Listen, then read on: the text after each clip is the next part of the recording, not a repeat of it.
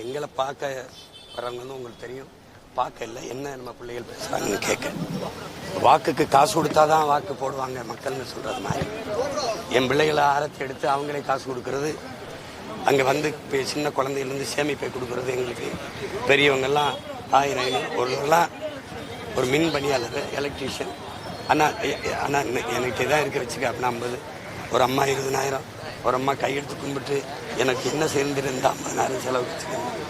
ஒரு தம்பி திருக்கோயிலூரில் முடி வெட்டி சேர்த்து 5 நாள் காசு எங்கள் அண்ணனுக்கு கொடுக்குறேன், இந்த நீ வச்சுக்க செலவுக்குன்னு. அப்போ பெரிய மாறுதல் இருக்குது மக்களுக்குள்ள. ஏன்னா உங்களுக்கு தெரியும், நாங்கள் ரொம்ப பெருமைப்பட வாழ்ந்த இனம், மாண்புமிக்க இனம். இவங்க வந்து இந்த திராவிட ஆட்சியாளர்கள்லாம் வந்து எங்களை அத்தியாவசிய தேவைக்கு கூட கையேந்திர, அரிசி பருப்பு வேட்டி சேலைக்கு கூட கையேந்த வச்சு ரொம்ப ஒரு தன்மானம் இழந்த மக்களாக மாற்றிட்டாங்க. அதை மாற்றணும்னு வெறியோடு உழைக்கிறோம்.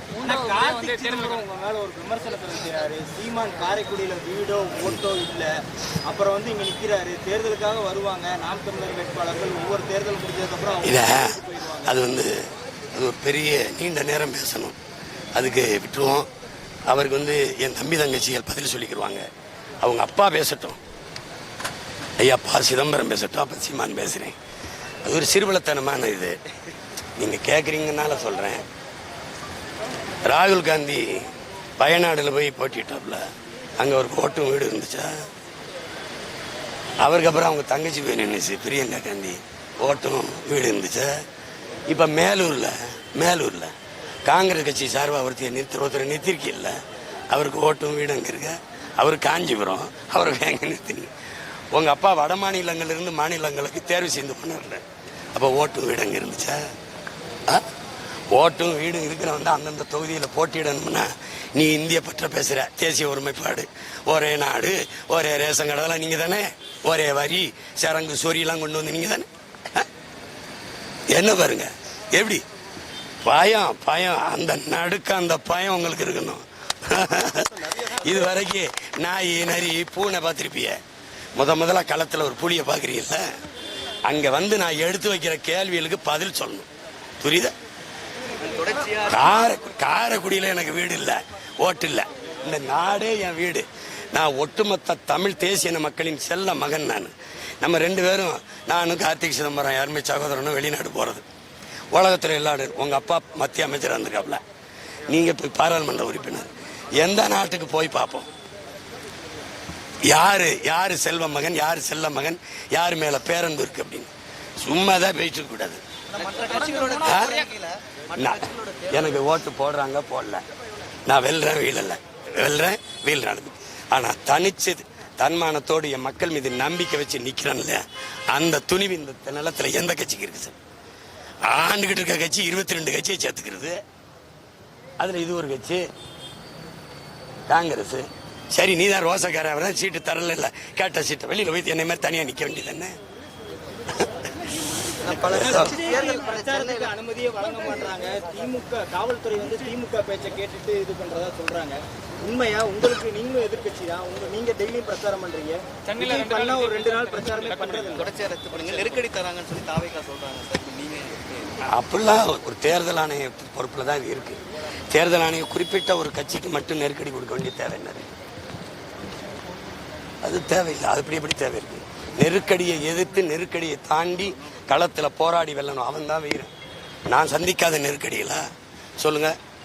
2008 2009 எந்த விடுதலையும் தங்க எனக்கு இடம் தர மாட்டாங்க.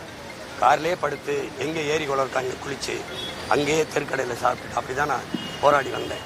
260 வழக்குக்கு மேலே வாங்கியிருக்கேன்னு. நான் ஏறாத நீதிமன்ற படிக்கட்டில், இல்லாத சிறையில், கடைசியாக புதுச்சேரி சிறையிலையும் இருந்துட்டு அடக்குமுறை ஒடுக்குமுறைக்கு அஞ்சிறவன் புரட்சியாளனாவோ ஒரு போராட்டக்காரனாவோ அநீதியை எதிர்த்து வீழ்த்தக்கூடிய வீரனாவோ இருக்க முடியாது. இந்த மக்களை உங்களுக்கு தெரிஞ்சுக்கிறீங்க. அறிவு பெற்றவனை போற்றும், அறம் கொண்டு கொடையளிக்கிறவனை போற்றும், வீரமும் மானமும் மிக்க வீரனை போற்றும். இது 3 ஒன்றா இருந்துச்சுன்னா ஒருத்தன்ட்ட தெய்வமாக்கி வணங்கிடும். உங்களுக்கு புரியுது? நம்ம பரம்பரை அப்படின்னு. அப்படிதான் எங்கள் முருகன், அப்படிதான் உங்களுக்கு புரியுது நினைக்கிறேன். அப்போ இது 3 இருக்கணும் ஒரு தலைமை பண்புக்கு வரவனுக்கு. பயப்படக்கூடாது. அடக்குமுறை என்ன அடக்குமுறை?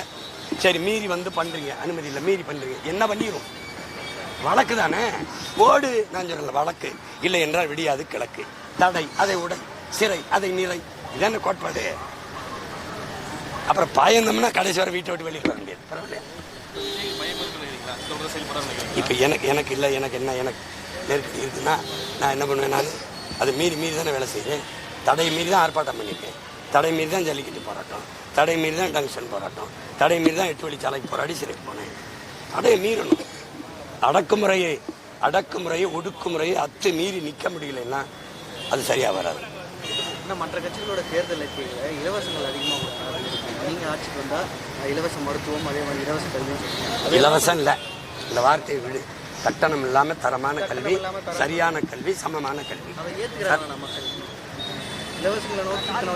அது வேணும்னா அது இல்லை இல்லை ஏற்க தானே செய்வாங்க. ஏற்கனவே கட்டணம் இல்லாமல் தான் இருக்கு.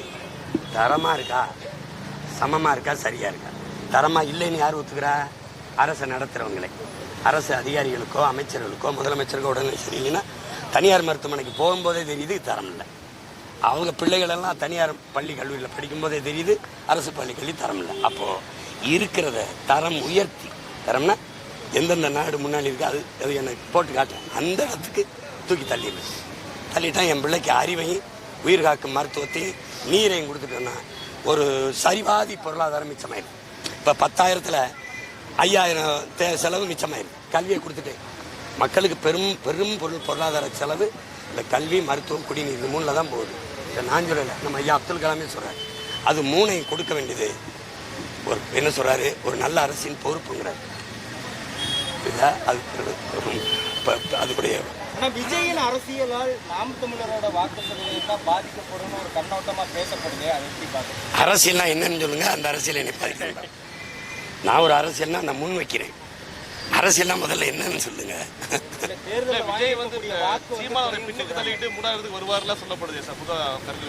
நான் உங்க எல்லாருக்கும் சொல்றேன், இன்னும் 15 நாள் இருக்கு. மே 4ஆம் தேதி வரை பொறுமையா இருங்களேன். பின்னுக்கு தள்ளுறதுக்கு என்ன ஆட்டுக்கள் அப்படி தள்ளி விட்டு போறதுக்கு. எனக்கு வாக்கு செலுத்தியவர்கள் ரசிகர்கள் அல்ல. நான் திரையிலிருந்து வந்தேங்கிறேன். நீங்க எல்லாரும் சொல்றீங்க நீங்க இருந்து திரைப்படத்துல. நான் சிறையிலிருந்து வந்து கட்சி ஆரம்பிச்சேன்னா திரையிலிருந்து வந்து கட்சி ஆரம்பிச்சேன். வந்த நான் எங்க அண்ணன் கமல் போலவோ, ஐயா விஜயகாந்த் போலவோ, எங்க அண்ணன் சரத்குமார் போலவோ, ஐயா கார்த்திக் போலவோ, என் தம்பி விஜய் போலவோ ரசிகர்களை சந்திச்சனா, மக்களை சந்திச்சனா, இதை நீங்க கேட்டுக்கணும். எனக்கு வாக்கு செலுத்தவர் ரசிகர்கள் அல்ல.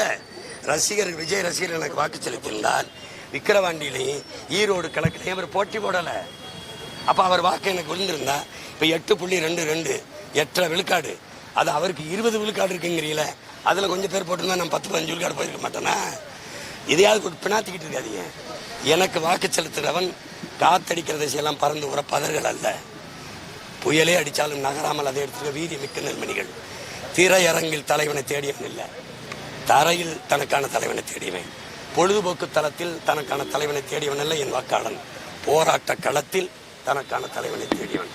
அதனால என் வாக்கு என்பது என் மொழி, என் இனம், என் நிலம், என் வளம், என் மக்களின் நலம், என் வரலாறு, என் அரசியல், என் அறிவியல், என் புவியியல், என் காட்டு வளம், கனிம வளம், நீர் வளம், நில வளம், கடல் வளம், மலை வளம், இவற்றையெல்லாம் காக்கணும். கல்விக்கேற்ற வேலை, வேலைக்கேற்ற சம்பளம், அதை கொண்டு வாழ்கிற பெருமை மிக்க வாழ்வு. படித்தவர் படிக்காதவர் அனைவருக்கும் வேலை, அரசு வேலை, பெண்ணுக்கு சரியான உரிய பாதுகாப்பு, இதெல்லாம் இருக்கணும்னு நினைக்கிறான் பாரு. அவன் தான் என் கையை பிடிப்பான். புரியுதா? போட்டு குழப்பிக்காதீங்க. ஒவ்வொரு தடவை திருப்பி இதை கேட்டு தொலைக்காதீங்க.